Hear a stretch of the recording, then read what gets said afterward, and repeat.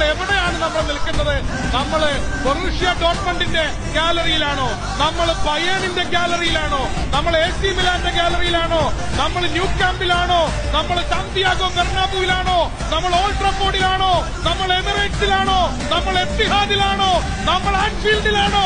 അല്ല, നമ്മൾ മഞ്ചേരിയിലാണ്, മലപ്പുറത്താണ്, കേരളത്തിലാണ്.